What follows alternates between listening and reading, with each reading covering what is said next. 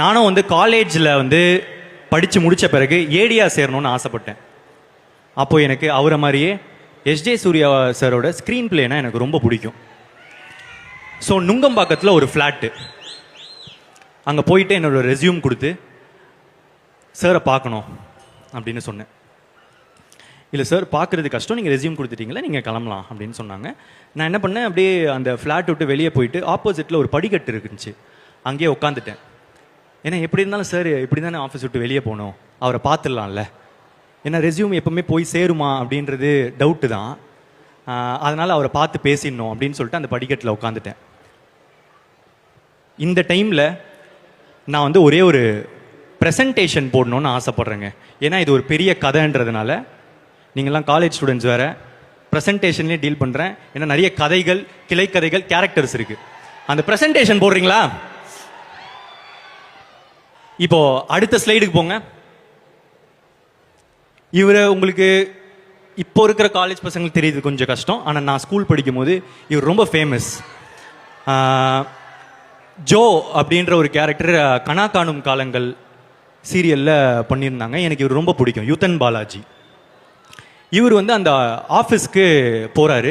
இவர் போன உடனே எச் ஏ சூர்யா சாரும் போய் டைனிங் டேபிளில் உட்காடுறாங்க. அவங்க 2 பேரும் சாப்பிட்றாங்க.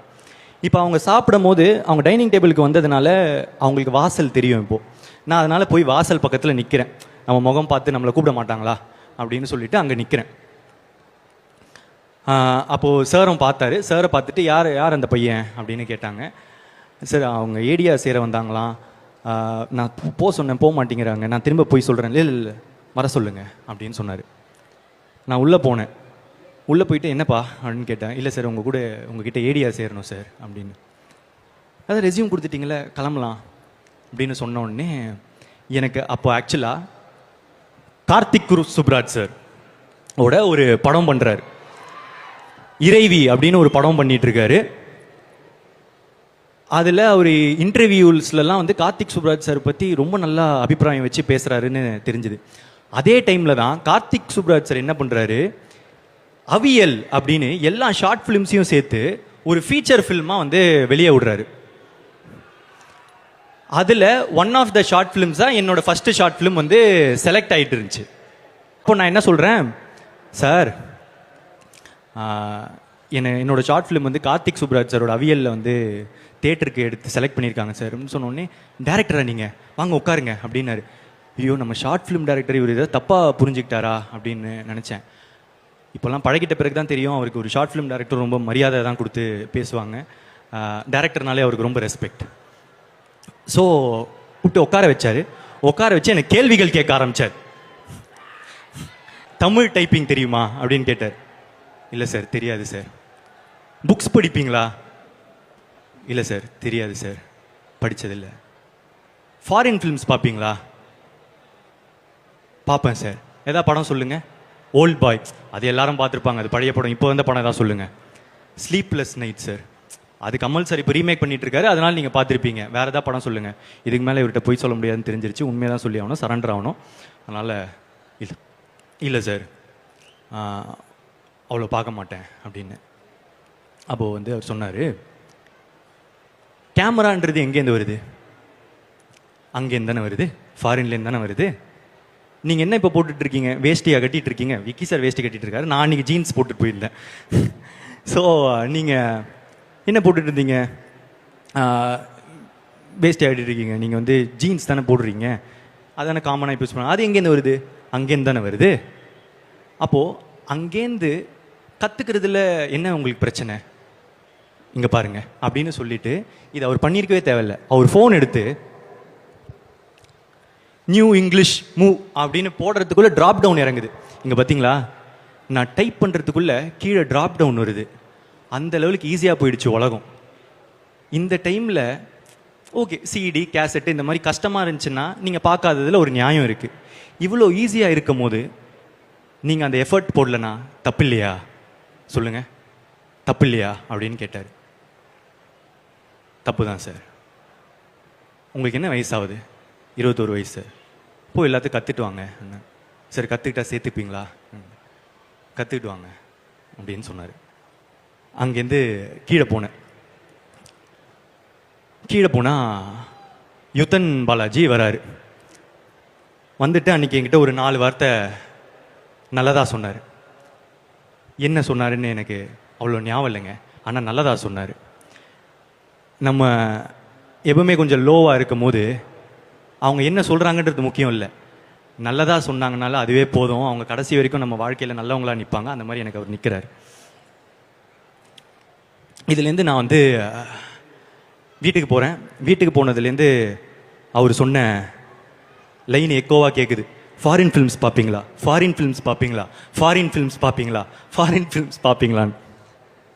ஸோ அப்போதுலேருந்து 1.5 வருஷத்துக்கு நான் வந்து காலையில் ஆஃபீஸ் போவேன், ஈவினிங் வருவேன். ஈவினிங் வந்துட்டு ஒரு ஃபாரின் படம், எல்லா லாங்குவேஜ், ஜெர்மன், ஃப்ரெஞ்சு, ஈரான், இந்த மாதிரி எல்லா இதுவும் பார்க்க ஆரம்பித்தேன். அப்போ தான் எனக்கு தெரிஞ்சது, ஓகே ஈரானியன் ஃபிலிம்ஸ்னால் வந்து ரியலிஸ்டிக்காக இருக்கும் போல், ஃப்ரெஞ்ச் ஃபிலிம்ஸில் எடிட்டிங் சூப்பராக இருக்கும் போலன்னு என்னோடய பெர்ஸ்பெக்டிவே வைட் ஆகிடுச்சு. நிறைய கற்றுக்கிட்டேன். அந்த 1.5 வருஷம் கழிச்சுட்டு வேல்ஸ் காலேஜ் யூனிவர்சிட்டியில் போயிட்டு, வேல்ஸ் இன்டர்நேஷ்னல் ஃபில்ம் இன்டர்நேஷ்னலில் போயிட்டு ஒரு படம் சைன் பண்ணுறேன். அது வேறு கதை, இன்னொரு நாள் சொல்கிறேன். ஸோ அவங்க போய் சைன் பண்ண அவங்க சொல்கிறாங்க, நீங்கள் ஒரே ஒரு ஹீரோ மட்டும் நம்ம லாக் பண்ணிட்டா இந்த ப்ராஜெக்ட் டேக் ஆஃப் ஆகிடும். இப்போ நான் போகிறேன், நமக்கு சினிமாவில் யாருமே தெரியாது, ஐடி காலேஜ் ஒரு பேக்ரவுண்ட் இல்லை. ஸோ என்ன பண்ணுறது, ஹீரோ எங்கே நின்னு சொல்லி யோசிச்சுட்டு இருக்கும்போது எனக்கு ஒரே ஒருத்தர் சினிமாவில் தெரியும். அவர் என் காலேஜ் சீனியர், நாளைய இயக்குனர்லாம் வந்து பண்ணியிருக்காரு, அதனால் அவருக்கு கொஞ்சம் கான்டாக்ட்ஸ் இருக்குது அப்படின்னு போனேன். அஸ்வத். அவர்கிட்ட போயிட்டான்னா, எனக்கு வந்து எஸ்ஜே சூர்யா சார்கிட்ட கதை சொல்லணுன்னு ஆசையாக இருக்குது, ஏதாவது வழி இருக்கா அப்படின்னு கேட்டேன். மச்சான் இருறா அப்படின்னு சொல்லிட்டு போனார், பக்கத்து ரூமுக்கு போனார். போயிட்டு கால் முடிச்சு, என்ன யாருக்கு கால் பண்ணார் தெரியுமா, ஸ்ரீ கார்த்திக். இவங்க வந்து ஒரு கணம் படத்தோட டைரக்டர். மச்சான் நான் ஸ்ரீ கார்த்திக்னு எனக்கு ஒரு ஃப்ரெண்ட் இருக்கான், அவன் வந்து ட்ரீம் வாரியர்ஸில் ஒரு படம் பண்ணுறான். அவன் அதே ட்ரீம் வாரியர்ஸ் வந்து மான்ஸ்டர்னு ஒரு படம் பண்ணுறாங்க. அந்த மான்ஸ்டரில் ஹீரோ வந்து எஸ்ஜே சூர்யா சார் தான். ஸ்ரீகார்த்திக் என்ன சொல்கிறான், அவனால் உன்னை வந்து அந்த செட்டு கூப்பிட்டு போக முடியுமா, அதுக்கு மேலே உன்னோடது ராண்டா அப்படின்றாங்க. நான் ஓகே நான் போதும்ண்ணா அப்படின்னு. இப்போ இங்கே என்னென்னா, பசங்க அவங்க ஃப்ரெண்டுக்கு மட்டும் ஹெல்ப் பண்ண மாட்டாங்க, அவங்க ஃப்ரெண்டோட ஃப்ரெண்டோட ஃப்ரெண்டோட ஃப்ரெண்டோட ஃப்ரெண்டோட ஃப்ரெண்டோட ஃப்ரெண்டுக்கும் ஹெல்ப் பண்ணுவாங்க. அவ்வளோதான் பசங்க. அந்த மாதிரி தான் ஸ்ரீகார்த்திக்கு, அந்த மாதிரி தான் அஸ்வத், 2 பேரும் என்னை ஹெல்ப் பண்ணாங்க. என்னை கூப்பிட்டு போய் அந்த செட்டில் நிற்க வச்சாங்க. வெயிட் பண்ணிகிட்டு இருந்தோம். எஸ்ஜே சூர்யா சார் வந்தார். வந்த உடனே நான் போய் பேசினேன், சார் நான் இந்த மாதிரி வேல்ஸில் வந்து சைன் பண்ணியிருக்கேன், உங்ககிட்ட கதை சொல்லணும் சார் அப்படின்னு. சரி இப்போ நான் கேட்டுறேன்னாரு. ஆனால் எனக்கு ஆக்சுவலாக நம்பிக்கை இல்லை. ஸோ அதனால் அங்கேயே வந்து நான் வந்து, சார் நான் எனக்கு ஒரு 1 மினிட் டைம் தெரியுங்களா, நான் வந்து 1 லைன் மட்டும் இங்கே சொல்கிறேன். இல்லைப்பா நான் இன்னொரு நாள் கேட்டுடுறேன் அப்படின்னாங்க. நான் வந்து சார் ஒரே ஒரு நிமிஷம் சார், நான் வந்து 1 லைன் மட்டும் சொல்லிடுறேன். இல்லைப்பா நான் கேட்குறேன் சார், சார் ஒரு நிமிஷம் சார், நான் 1 லைன் மட்டும் சொல்லிடுறேன் சார் சொல்லும் போது இங்கே பின்னாடி அஸ்வத்துக்கும் ஸ்ரீகார்த்திக்கும் ஒரே ஒரு மாதிரி ஆகுது, என்னடா அவனை கூப்பிட்டு வந்து ஒரு மாதிரி பண்ணிகிட்டு இருக்கான்னு. ஆனால் இப்போ என்னென்னா, வாய்ப்பு வந்து எப்போனா தான் ஒரு தடவை கிடைக்கும், அதை மிஸ் பண்ணிட்டா திருப்பி கிடைக்குமான்னு தெரியாது. அதனால் ஃபுல் எஃபர்ட் போட்டுருணும். நோ சொன்னால் நோ சொல்லிட்டோம். ஸோ அதனால் சொல்லிட்டு நான் சார் சார் 1 லைன் சார் அப்படின்னு, இங்கே பாருங்கப்பா நான் கண்டிப்பாக கேட்குறேன், இதான் என் நம்பரு எடுத்துக்கோங்க அப்படின்னு சொன்னார். சரி ஓகே நம்பர் தந்துட்டாரு அப்படின்னு சொல்லிட்டு நான் வந்து ஒரு வீக்லி ஒரு ரிமைண்டர் போட ஆரம்பித்தேன். ஒரு நாள் வந்து அவர் சொன்ன மாதிரியே எனக்கு வந்து பிரதீப் சார், பிரதீப்னு சொல்ல மாட்டார், சார் தான், sir are you free today அப்படின்னு சொன்னார். அன்னைக்குன்னு பார்த்து த்ரோட்டு போயிடுச்சு, ஃபுல் கோல்டு. ஸோ எனக்கு பயங்கர கோல்டு, எனக்கு பேசவே முடியல. இப்போ நான் இந்த வாய்ஸில் போய் அவருக்கு வந்து நரேஷன் கொடுத்தா கண்டிப்பாக ஓகே ஆகாதுன்னு எனக்கு தெரியும். ஆனால் அதே டைமில் இந்த வாய்ப்பை தட்டி விட்டுட்டா திரும்ப கிடைக்குமானோ எனக்கு தெரியலை.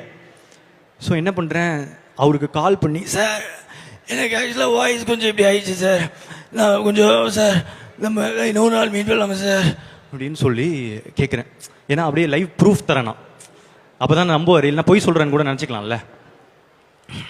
ஸோ அவரும் வந்து இல்லைப்பா நான் வந்து உனக்கு நான் இன்னொரு நாள் நான் கண்டிப்பாக கேட்குறேன் அப்படின்னு சொன்னார். இன்னொரு நாள் நடக்குது. அவர் சொன்ன மாதிரியே வந்து are you feeling better today அப்படின்னு சொல்லிட்டு 1 வீக் கழிச்சு என் கேர்ள் ஃப்ரெண்ட் கூட அப்போ அப்படி கேட்டதில்லை. கேட்டார். கேட்டுட்டு சார் ஓகே சார் நான் வந்துடுறேன் அப்படின்னு சொல்லிட்டு பார்க் ஹயாட் ஹோட்டலுக்கு கூப்பிட்டாரு. அந்த அப்போ தான் நான் வந்து ஃபஸ்ட் டைம் ஒரு 5 ஸ்டார் ஹோட்டலுக்குள்ளே போகிறேன். அந்த கிரெடிட்ஸ் வந்து ஃபுல்லாக எஸ் ஜே சூர்யா சாருக்கு தான். பா பயங்கரமாக இருக்குல்ல அப்படின்னு சொல்லிட்டு பார்க் ஹயாட் ஹோட்டலுக்குள்ளே போயிட்டு இந்த ரெஸ்டாரண்ட்டில் கதை சொல்லுன்னு சொன்னாங்க. அவர் மிகப்பெரிய தப்பு பண்ணுறாருன்னு எனக்கு தெரிஞ்சிருச்சு. ஏன்னா நான் கொஞ்சம் லவுடாக நரேட் பண்ணுவேன்.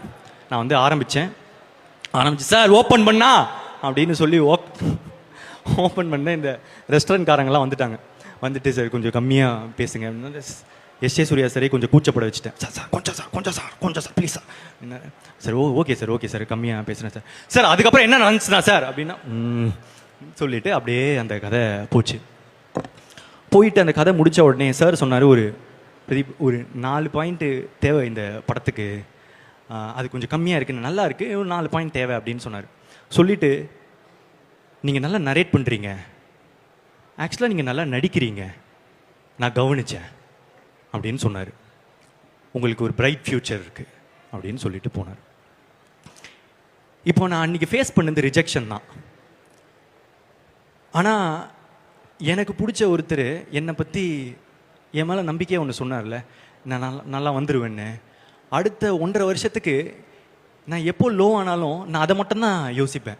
எஸ் ஜே சூர்யா சார் எனக்கு பிடிச்ச ஒரே ஒருத்தர் வந்து சொல்லிட்டாரு நான் நல்லா வந்துடுவேன்னு. இல்லை நான் கண்டிப்பாக நல்லா வந்துடுவேன் அப்படின்னு சொல்லிட்டு என்னையே நான் ஃபியூவலாக எடுத்துக்கிட்டு மோட்டிவேட் பண்ணிக்க ஆரம்பித்தேன். அவரும் நானும் இப்போ சேர்ந்து ஒரு படம் பண்ணுறோம் அப்படின்னு நினைக்கும் போது என்ன வாழ்க்கடா அப்படின்னு எனக்கு வந்து திரும்ப ஒரு ஃபீலிங். இந்த டைமில் என்னென்னா இந்த பறவைங்க இருக்குல்ல, இந்த பறவைங்கள்லாம் பறக்கும் போது விதைகளை வந்து அப்படியே தெரியாமல் தூவி விட்டு போயிடுமா. அதனால் ஒரு பெரிய காடே உருவாகும். ஆனால் அந்த பறவைக்கு தெரியாது அதனால தான் அந்த காடு உருவாச்சுன்னு. அந்த மாதிரி நிறைய மனிதர்கள் அவங்களுக்கே தெரியாமல் அவங்க பண்ணுற சின்ன சின்ன விஷயத்தினால மற்ற மனுஷங்க வாழ்க்கையில் பெரிய பெரிய மாற்றங்களை உண்டாக்குறாங்க. அந்த மாதிரி என் வாழ்க்கையில் மாற்றங்களை உண்டாக்குன மனுஷங்க இவங்கெல்லாம் இந்த எஸ் ஜே சூர்யா சார் கதையில் இவங்களும் ஒரு பார்ட்.